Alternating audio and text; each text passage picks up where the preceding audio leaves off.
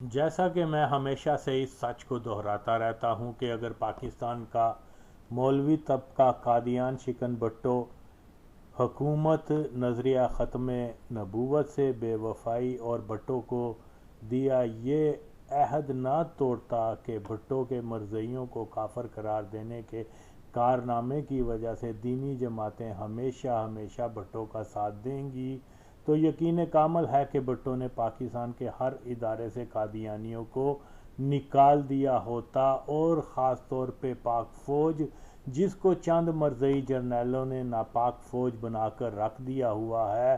برطانوی راج کے مسلط کردہ ناپاک مرزئی فوجی افسران کو بھٹو نے کب کا نکال دیا ہوتا۔ ملا طبقہ اگر قادیانی جماعت غیر اسلامی کے اسلام دشمن اتحاد میں شامل ہو کر ایک خادم اسلام بھٹو کے خلاف امریکی ڈالر کے زور پہ تحریک نہ چلاتے تو پاکستان میں قادیانی اثر کو بھٹو نے لازماً ختم کر دیا ہوتا۔ اسلامی بلاک کی تشکیل کے بعد کشمیر اور فلسطین بھی آج آزاد ہو چکے ہوتے، مگر بدقسمتی سے امت کے وقار کو بلند کرنے والے بھٹو کی ٹانگ کھینچنے والا کوئی اور نہیں بلکہ یہی دین فروش مولوی تھا، جنہوں نے فقط چند ڈالروں اور پاک فوج کے ناپاک قادیانی اور صہیونی طاقتوں سے اتحاد کر کے مسلم امہ کو ایک بہت بڑا نقصان پہنچایا۔ بے شک اس crime of the last century کی وجہ سے مودودی، مفتی محمود میاں طفیل، پروفیسر غفور، جہنم کے کتے بن مرزئی قادیانی ضیاء الحق کے ساتھ دائمی دوزخ کے باعثی بن چکے ہوئے ہیں۔ اب ہم ان سب پہ بے شمار لعنت بھیجتے ہیں۔ نصف صدی کے قریب وقت گزرنے کے باوجود آج بھی اوریہ مقبول جان، زاد احمد جیسے ناپاک مرزئی اور چند بد عقیدہ یہودی گماشتے دین فروشی کی نئی داستانیں رقم کرتے ہوئے عوام الناس کو گمراہ کرنے کے لیے قادیانی پروپیگنڈے کو فروغ دیتے ہوئے اس بھٹو پہ شدید ترین تنقید کرتے رہتے ہیں، اور تو اور ان کے اس ناپاک مشن میں مولوی خادم حسین بھی شامل ہے، جو اچھی طرح سے جانتا ہے کہ قادیانیوں کو کافر قرار دینے کا شرف اللہ تعالیٰ نے ذوالفقار علی بھٹو کو دیا تھا، جو جانتا ہے کہ بھٹو نے امت کے اتحاد، مسلم دنیا کے دفاع کے لیے سر در کی بازی لگا کر ایٹمی صلاحیت حاصل کی، مگر اس جانکاری کے باوجود ایک قادیان شکن بھٹو کے خلاف کوئی بغض نکالتا رہتا ہے۔ اللہ ان سب کو ہدایت دے اور ایک قادیان شکن بھٹو سے قادیانیوں کی مثل حسد کی بجائے محبت کی توفیق دے۔ میں نے اپنی کئی ویڈیوز میں اس بات کا ذکر کیا ہوا ہے کہ جب بھٹو نے مرزائیوں کو کافر قرار دیا تھا تو بھٹو کے ذاتی حکم پہ rule of faith in army اور دوسرے اداروں میں بھی لاگو کیا تھا، جس کا مقصد یہ تھا کہ قادیانیوں کو فوج میں جنرل بننے سے روکا جائے۔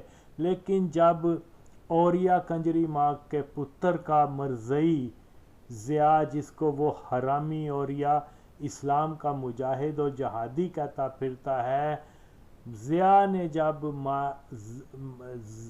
مرزئی مارشل لا لگایا تو ضیاء، جس کی ماں کے ساتھ امیر قادیانی جماعت سرگودا مرزا عبدالحق ایڈوکیٹ کے ساتھ یارانہ تھا، ضیاء نے rule of faith in army کے قانون کو منسوخ کر دیا تھا، اور یہی وجہ ہے کہ 5 جولائی 1977 کے بعد جی ایچ کیو پھر سے the grand house of Qadian بن چکا ہوا ہے، اور یوں مسلمان فوجی افسران تک بھی بے غیرت ہو چکے ہیں، اور یقیناً مرزائیوں کے خلاف نہ اٹھنا ان کا ختم نبوت کے ساتھ غداری ہے، اسلام کے ساتھ غداری ہے، پاکستان کے خلاف یہ جو ہے غداری کی ایک بدترین مثال ہے کہ پاکستان کے سب سے مضبوط ادارے، جس میں پاکستان کے انتہائی غریب لوگوں کے خون پسینے کی کمائی سے یہ ادارہ قائم ہے، مسلمانوں کی کمائی سے یہ ادارہ قائم ہے، مگر ہمارے مسلمان بے غیرت ترین فوجیوں نے یہ جی ایچ کیو اور فوج کا پورا ادارہ مرزائیوں کے ہاتھ میں تھما دیا ہوا ہے، اور یہ کنجر ان کے خلاف بغاوت کرنے کی بجائے زور زور سے ان کے سامنے سلام کرتے ہیں۔ اس فوج کی نہ پاکستان کو ضرورت ہے اور نہ ہی اسلام کو ضرورت ہے۔ بالکل جو فوج کا غیرت مند طبقہ ہے وہ سامنے آئے، جو رسول اللہ صلی اللہ علیہ وسلم سے عشق کرتا ہے، تو وہ مرزائیوں کے لیے شدید چیلنج کھڑے کریں، حتیٰ کہ بغاوت کریں ان بین چودوں کے خلاف، ورنہ نہ جی ایچ کیو رہے گا نہ پاکستان رہے گا، یہ پاکستان کو تباہ کر دیں گے۔ اور دلو انہوں نے وہ بنگلہ دیش میں کیا کیا تھا، اس بین چود ضیاء مرزائی نے 1984 میں وہ کیا سیاچین بھی ان کو ہندوؤں کو دے دیا تھا۔ آج یہ دلہ کنجر دو عمران خان اور یہ باجوہ یہ مل کے کشمیر جو ہے ہندوؤں کو دے چکے ہیں، اور پھر بھی تم ہاتھ پہ ہاتھ رکھ کے بیٹھے ہوئے ہو۔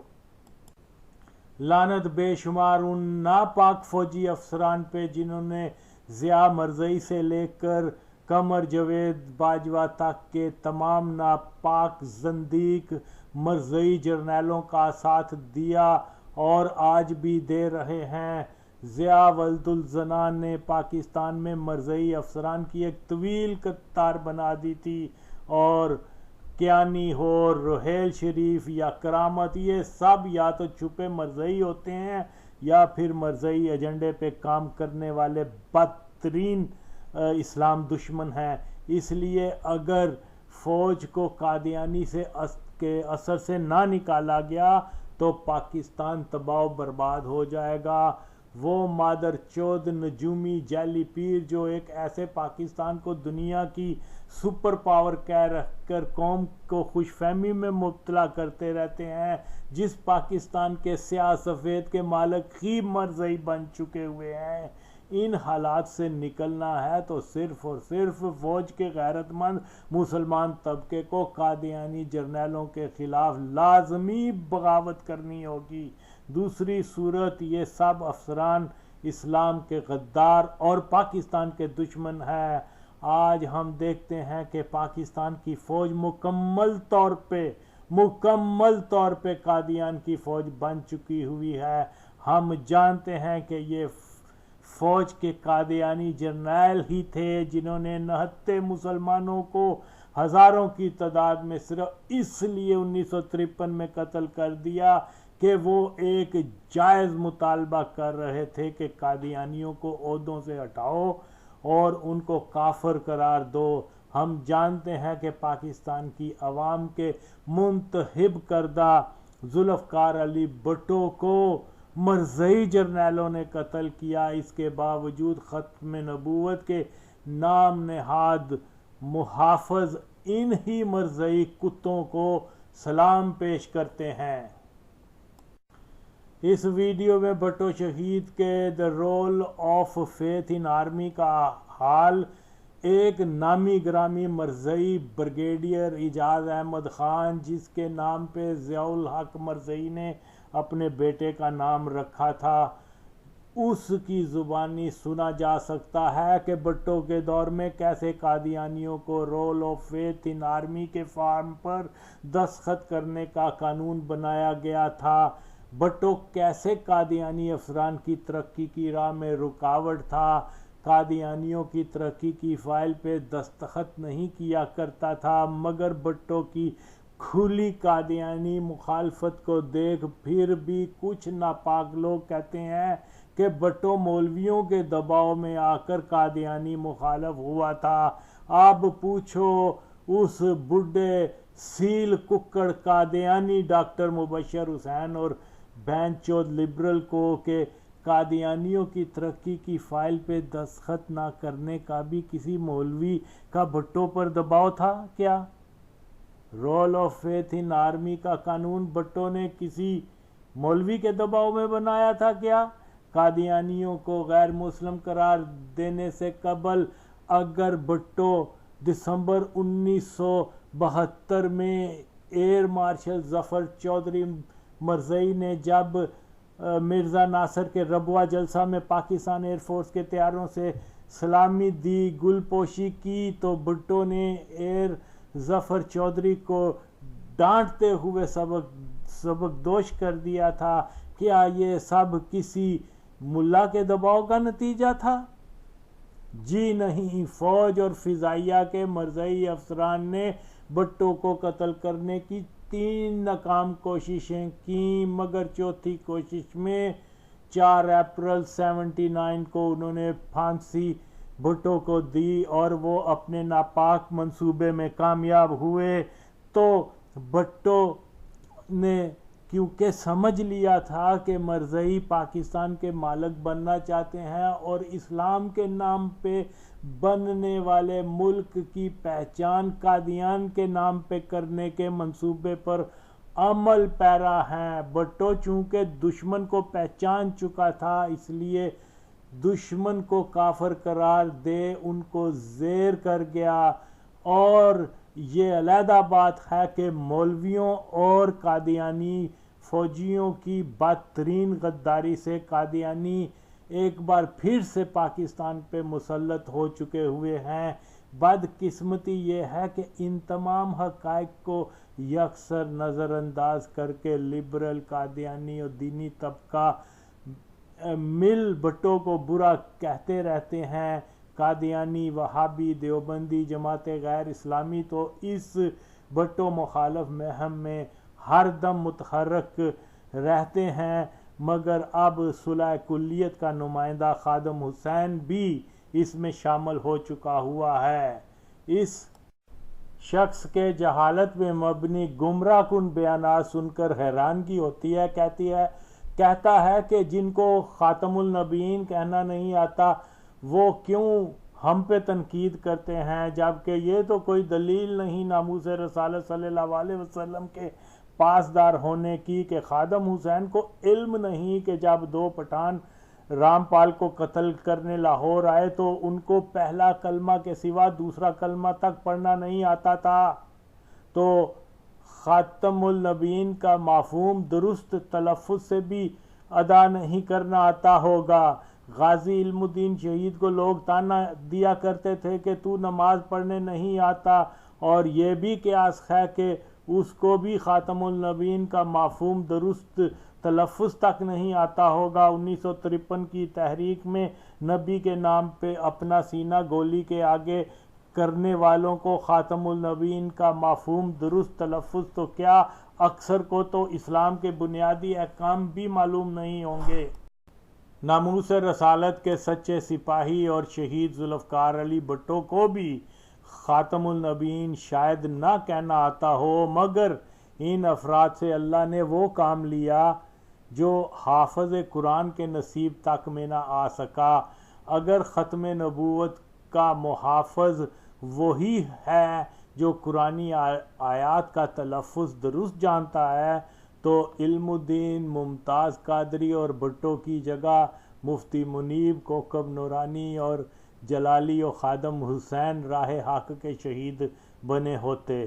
بے شک ایسے بے ڈنگ بیانات دیکھ کر خادم حسین عاشق اور عالم کے فرق کو نہیں سمجھ سکا، جو فرق فرشتوں نے سر جھکا کر واضح کر دیا تھا۔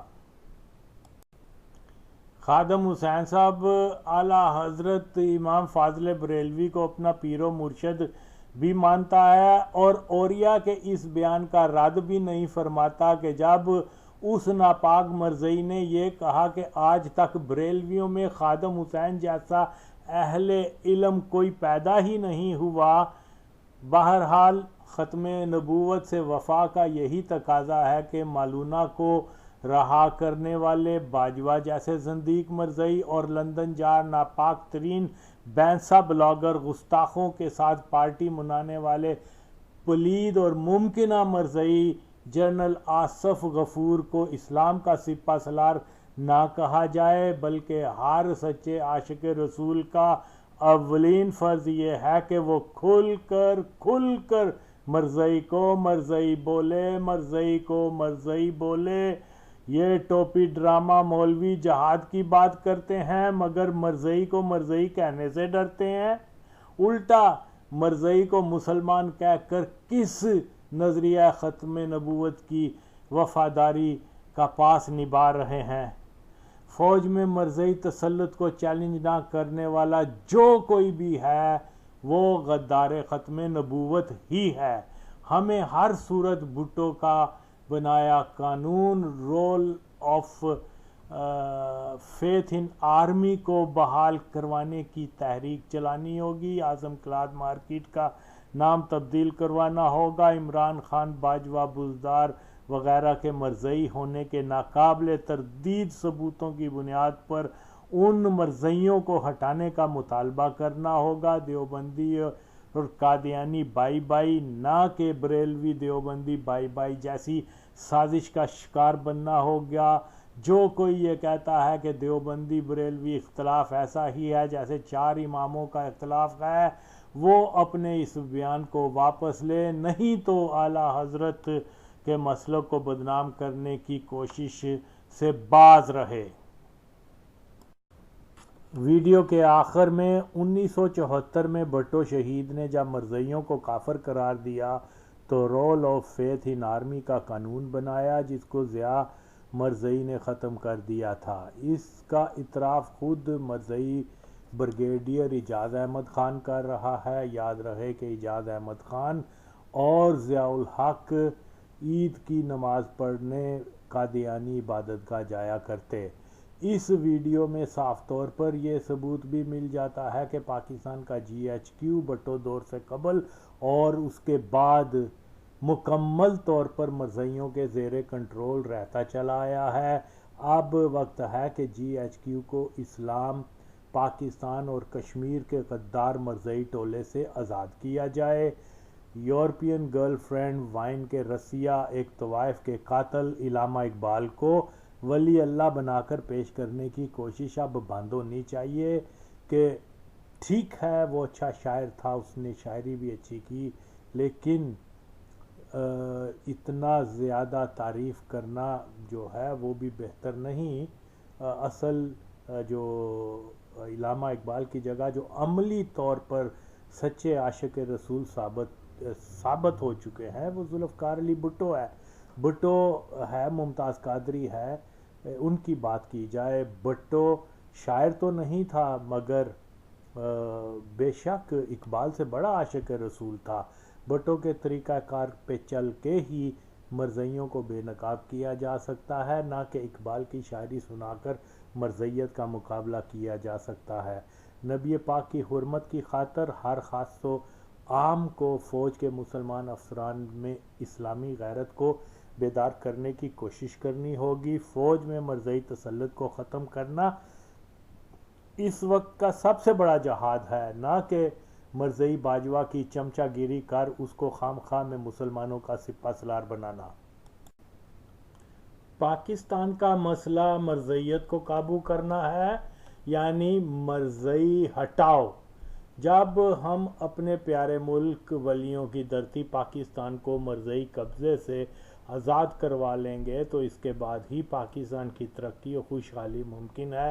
پاکستان میں دولت کی ناہموار تقسیم پہلے دن سے ہی نام نہاد مرزئی ماہر معاشیات کی غلط پالیسیوں اور کرپشن کی وجہ سے ہی پیدا ہو گئی تھی، جو آج تک پاکستان کے ساتھ چل رہی ہے۔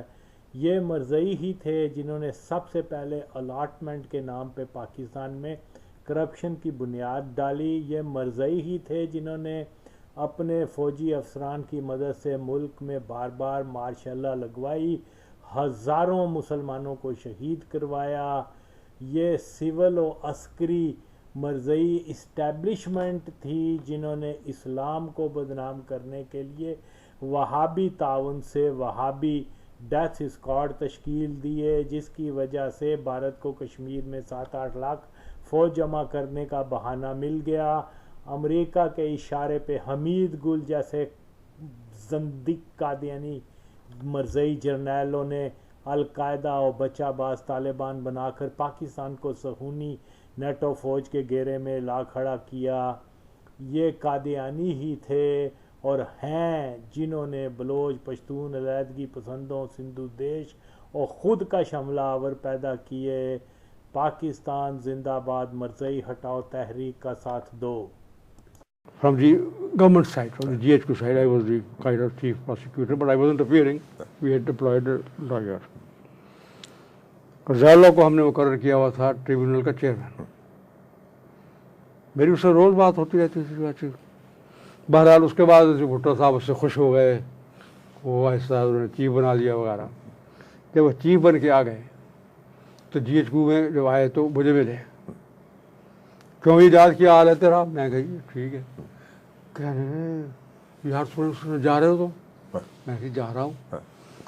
تو کیوں جا رہے ہو؟ میں آیا ہوں تو میرے ہوتے مجھے تمہاری ضرورت ہے۔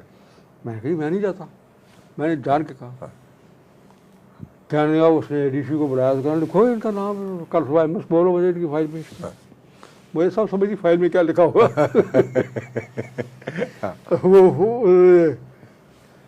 اس کے بعد کوئی ذکر کبھی نہیں ہوا، کوئی ذکر تم کیوں جا رہے ہو؟ فائل کھولی، فائل میں نظر آ گیا۔ فائل میں ایم ایس صاحب میرا دوست تھا چشتی، فیض علی چشتی۔ اچھا فیض علی چشتی۔ ہاں، کہنے لگا وہ کی کرتا ہے تو ہے نو سب سن گئے، سب سن گئے۔ میں نے کہا ایم جی کر دیتا ہے نو۔ رات انٹرسٹنگ۔ یہ ضیاء اللہ کا قصہ ہے۔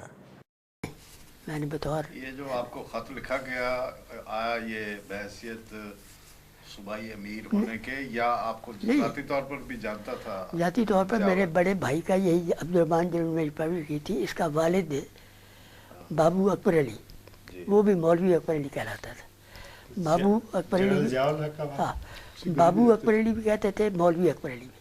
وہ میرے بھائی صاحب کا بڑا دوست تھا۔ یہ اکٹھے جایا کرتے تھے دفتر کو۔ ان کا مکان ہمارے سامنے تھا، بالکل آپ نے سامنے ٹوٹی کنڈی میں۔ تو یہ اکٹھے جایا کرتے تھے دفتر میں، آتے بھی تھے، اور وہ کافی متاثر تھا بھائی صاحب سے، تو اس کی وجہ سے جانتے تھے۔ تو میرا ایک سوتیلا بیٹا ظہور الحق وہاں رہتا ہے، رابر پنڈی میں رہتا تھا، فوت ہو چکا بیچارہ۔ تو اس کی وہ ملتا رہتا تھا اس کو، ضیاء اللہ کو خوب۔ تو وہ ہمیشہ اس کی والدہ جو تھی وہ میرے مجھ سے پوچھتی رہتی تھی اس کا کیا حال ہے، ضیاء اللہ کی والدہ۔ تو جانتا تو وہ تھا۔ مجھے لوگوں نے کہا بھی کہ آپ کسی وقت مل لیں، کوئی شاید کوئی فائدہ ہی ہو جائے۔ میں نے کہا فائدہ اور طرح تلاش کریں، میں نے ملنا نہیں اس کو، میں نہیں گیا۔ پھر یہ آپ کے خلاف ہاں پھر اسے مثلاً میرے اسی بیٹے کی بیٹی کی شادی پر بھی آیا، تحفہ بھی دیا، ایک ساڑی دی ایک، اور یہ معذرت کی کہ میری بیوی اس وجہ سے نہیں آ سکی کہ آج فلاں جگہ جانا تھا اس نے۔ تو یہ 84 سے پہلے کی باتیں ساری۔ 84 کے بعد کو شاید علم نہیں ہے، مجھے 73 میں اس کے پکے ریٹن آرڈر 74 میں مل گئے تھے۔ I was selected for the civil service of Pakistan.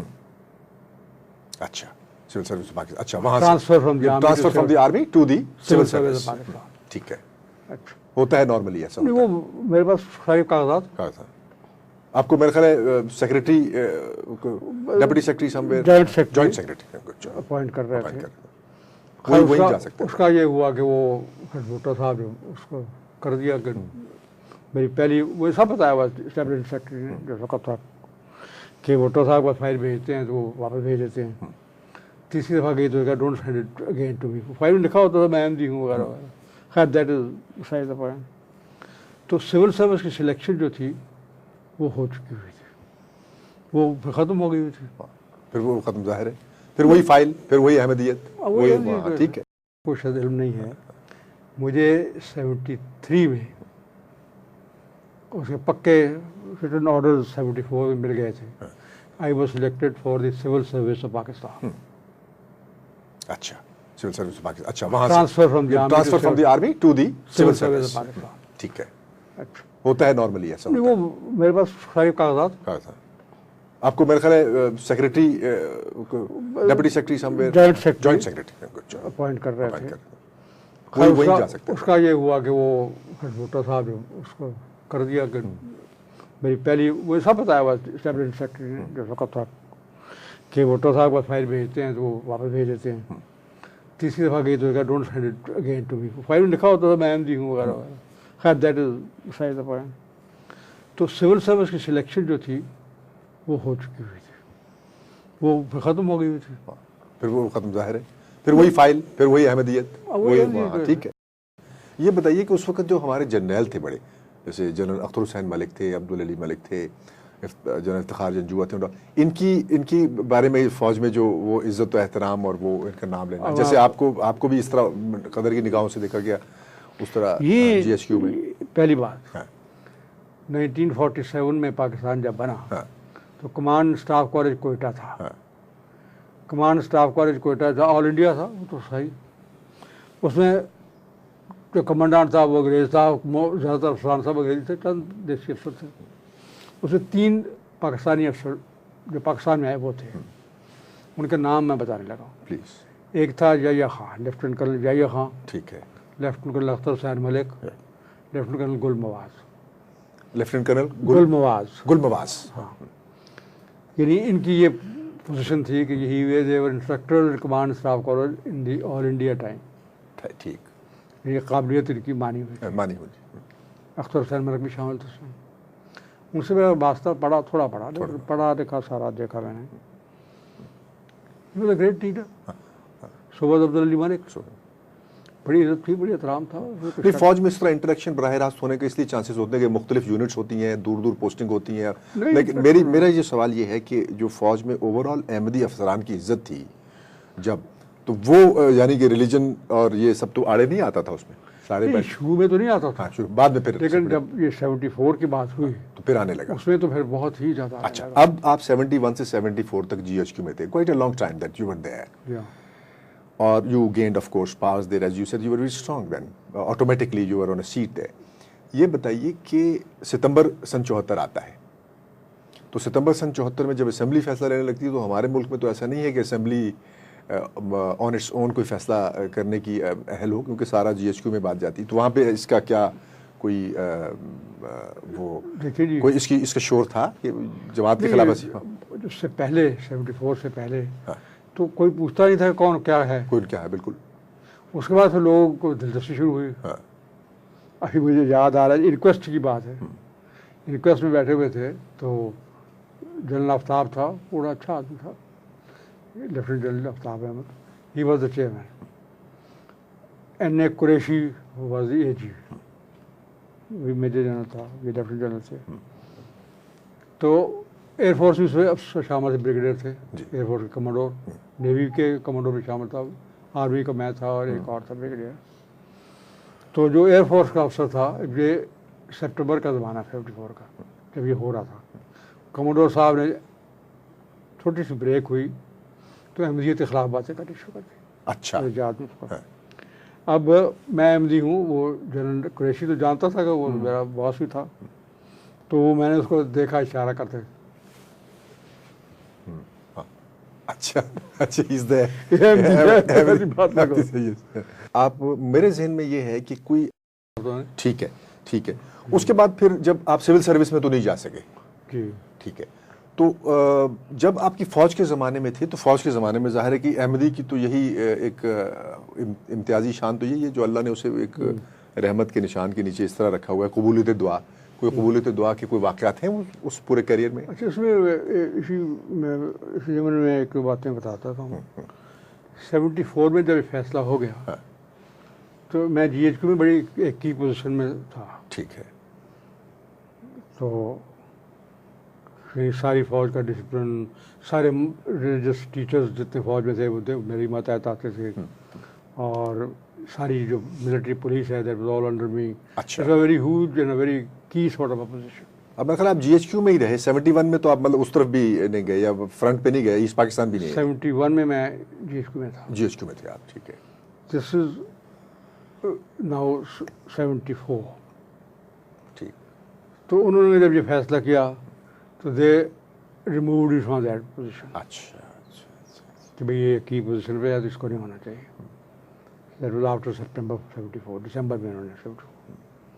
और उन्होंने एक फॉर्म बनाए थे GHQ में, मेरे में इशू किए थे, जिसमें डिक्लेरेशन ऑफ रिलीजन था. और ये फॉर्म अहमदियत के लिए बनाए थे, बड़े ऑफेंसिव थे कि मेरा रिलीजन ये है जो वो बताते हैं. मैंने क्या किया कि उस फॉर्म के ऊपर लिखा कि ये जो आपने रिलीजन लिखा है ये मेरा नहीं है. मेरा रिलीजन जो है वो ये मैं नीचे लिख देता हूँ. ठीक. वो मैंने लिखा कि वो क्या है जो हमारी जमात का है. हज़रत नबी करीम सल्लल्लाहु अलैहि वसल्लम को ख़ातम नबी मानते हैं, मसीह मौऊद अलैहिस्सलाम जो उनकी पेशगोई के मुताबिक आए हैं, महदी हैं, मसीह हैं वगैरह वगैरह, जैसे है हमारा. वो जब मैंने लिख के भिजवाया तो वो उन्होंने वापस कर दिया. No we don't accept your version of the MD, you must sign what is on the form. मैंने कहा, how can I sign your version of the MD? Your version of Ahmadiyyat, it's my religion, my faith. ये हमारे आखिर वक्त तक चलता रहा. Till I was sent home. अच्छा, till you were sent home. वो लेमैन नहीं थे, वो रूलिंग पार्टी के सेनेटर हैं. और ऊपर से मैंने उनकी खुद बात सुनी है कि वो चेहरे मोहरे से तो यूं लग रहा था कि जैसे सारे आलम इस्लाम का दर्द उस वक्त उनके शक्ल पे सिमट के आ गया जब उन्होंने ये कहा कि जी वो एहतियात करनी चाहिए. किस चीज से एहतियात करनी चाहिए? कि जी ये बड़ी अहम पोस्ट है, इस पोस्ट के ऊपर क्वेश्चनेबल शख्सियत, ये मुराद ये कि ये अहमद नहीं आना चाहिए. उस पे नेचुरली तकलीफ होती है कि क्या आपको एहतियात उस वक्त याद आती है? मैंने यही स्टैंड लिया था और दोस्तों से जो सर्विंग भी हैं और रिटायर्ड भी हैं उनसे भी ये बात की कि जिस वक्त अख्तर अली मलिक थे या अब्दुल अली मलिक थे या इफ्तिखार जंजुआ थे और इसी इंस्टीट्यूशन में थे, इन्हीं मुसल्लह अफवाज में थे, ये मार्शल जफर चौधरी थे, तो क्या उनकी पोस्टिंग के करते वक्त आपको एहतियात का ख्याल क्यों नहीं आया? जब वो कुर्बानियां दे रहे थे तो उस वक्त आपको एहतियात क्यों नहीं ख्याल आया? और मेन बात ये है कि कल ही किसी दोस्त ने मुझे उनकी समरी भेजी कि वो जनरल बाजवा साहब जो हैं उनकी जब पोस्टिंग हो चुकी, पहली बात तो ये है कि मुबारकबाद है उनके लिए, अल्लाह का शुक्र है कि जो क्राइसिस की लोग बिल्कुल उस तरफ आंखें फाड़ के देख रहे थे कि अब हुआ, अल्लाह ताला ने बचाया. और बात वही है कि ये किसी तरह बच जाए. हमें इससे गरज नहीं है कि फलां हो तो फलां ना हो. बात यह है कि किसी ना किसी तरह ये सिस्टम चलता रहे. बात यह है कि किसी ना किसी तरह ये इंटेक्ट रहे सारा कुछ. और ये बयानबाजियां जो हो रही हैं, चाहे वो अहमदियों पे हो रही हैं, चाहे वो मुसल्लह अफवाज के आने वाले सरबराहान के लिए ऊपर हो रही हैं, इनकी बुनियाद क्या है कि आप एक जियोग्राफिकल बाउंड्री के अंदर महफूज. और उल्टा एम अहमद देख लें, उन्होंने अपने शोबे में काम किया और खूब किया. सर ज़फ़रुल्लाह खान थे, उस स्टेचर और उस कद का दूसरा वजीर खारजा अभी तक पाकिस्तान ने नहीं देखा. और ये बात मैं नहीं, ये फॉरेन ऑफिस वाले लोग मानते हैं, इस बात को मानते हैं, इस बात. उसके बाद जनरल अब्दुल अली मलिक थे या जनरल अख्तर अली मलिक थे, मेरी 3-4 आर्मी अफसरान से बात हुई है, कहते हैं हमें उनकी प्रोफेशनल कदो कामत के ऊपर कोई शक नहीं है. तो अब जनरल बाजवा सर आंखों पर, उनको मुबारकबाद है कि वो आगे हैं, लेकिन क्या ये जरूरी है कि आपने हर जिम्मेदार आदमी को एक दफा ये इल्जाम जरूर आयद करना है? अभी कल मुझे एक दोस्त ने जनरल कमर बाजवा साहब का मुख्तसर तारुफ लिख के भेजा कि ये यहाँ पोस्टिंग इनकी रही, ये इनके क्रेडेंशियल्स हैं, इस जगह ये कोर्स किया, इस जगह मतलब एनडीसी में थे, फलां जगह थे, कैलिफोर्निया से ये किया, ये सारे तफसील बताई. तो मैं उस वक्त सोच रहा था कि कल प्रोग्राम में अपने यूनाइटेड नेशन की जो जी कांगो में बिल्कुल यूनाइटेड नेशन के वो भी रहे. और मैं आपको एक दिलचस्प बात बताऊं भट्टी साहब कि जो इंडिया के चीफ ऑफ आर्मी स्टाफ रह चुके हैं وہ ان کے ساتھ وہاں ان کی تھی پوسٹنگ. تو انہوں نے آج مطلب ان کو بہت اپریشیٹ کیا ہے کہ بہت پروفیشنل سولجر ہیں, بہت اچھے مطلب یہ ایک فوجی ہیں. اب جب انڈیا کی طرف سے سراہ ہو رہی ہے, انڈیا کی طرف سے انڈیا کا chief of army staff Pakistan کے چیف آف آرمی اسٹاف کی اگر تعریف کرے تو یہ پاکستان کے لیے فخر کی بات ہے. اس کو دیکھنا ہے, ہمیں اس بندے کو نہیں دیکھنا ہے جو کہتا ہے کہ ہمیں یہ جنرل نہیں چاہیے یہ کیونکہ ایک مخصوص کمیونٹی سے تعلق رکھتا ہے. یہ تو تھی قائد اعظم کی چھاننی, ٹھیک ہے. اس کے بعد مولوی نے چھاننی لگائی. دنیا کے یہ منظور صاحب سب ایڈیٹر ہیں, آپ صفت میں عام قاری اخباروں کا جانتا ہے کہ پاکستان کے اخباروں میں واضح طور پہ خبریں آتی تھی کہ قادیانیوں کو کلیدی اسامیوں سے ہٹایا جائے, ٹھیک ہے, کلیدی اسامیوں پہ نہ جگہ دی جائے. یہ چھاننی مولوی نے پیش کی گورنمنٹ آف پاکستان کو, ٹھیک ہے. اس کے اندر بیوروکریسی میں تو آپ نے قانون بنا دیا سول حکومت میں کہ پاکستان کا اعلیٰ عہدیدار سول صدر یا وزیر اعظم احمدی نہیں ہو سکتا, ٹھیک ہے, ٹھیک ہے. لیکن فوج کو سلام ہے کہ اس نے پھر بھی اس نے جو آپ کہتے ہیں نا چھاونی میں سے نکالو, یہ فوج کو آپ کو سلام کرنا پڑے گا کہ اس نے چھاونی میں ملا داخل ہونے نہیں دیا. ملا جگہ ایک بندہ ٹھیک ٹھاک اپنا کام کرتا جا رہا ہے تو جب اس کے اوپر کچھ اور اچھالنے کو نہیں ملا تو یہ کہ اچھا جی اس کی فیملی دیکھ لیں, اس کے فلاں رشتہ دار ہیں, اس کے فلاں ہیں.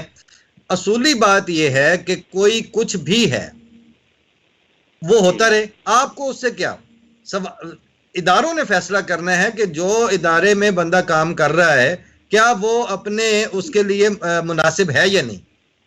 جب وہ پرپس سرو کر رہا ہے, جب وہ ہی is good for his posting, تو دین یہ چیزیں میرا خیال ہے نان ایشوز ہیں.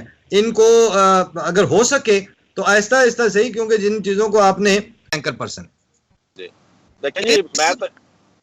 جی ہاں جی, میں تو یہ بات کروں گا کہ اس وقت یہ جو سوالات اٹھ رہے ہیں نا کہ بتائیں ہمیں احمدی ہے نہیں, ان میں سے کسی کو نہیں بتانا چاہیے کہ وہ احمدی ہے نہیں. باجوہ صاحب کو بھی نہیں شو کرنا چاہیے میں کون ہوں. باجوہ صاحب کو یہ کہنا چاہیے یا باقی ہر ایک نمائندہ کو, میاں اس سے تمہارا کوئی سروکار نہیں ہے کہ ان کا کیا مذہب ہے, وہ احمدی ہیں, شیعہ ہیں, کچھ بھی ہیں, وہ اس وقت چیف آف آرمی سٹاف ہیں. That's it. یہ بات ہے اگر اصول نہیں ہو رہی ہے. اور ساتھ وجاہت صاحب کے سوال کے حوالے سے ہی میں عرض کر دوں کہ جو ہم نے عنوان دیا تھا faith, rule of faith in Pakistan military, اس کا مطلب یہ تھا کہ یہ حرکت کرنے کی کوشش کی گئی ہے.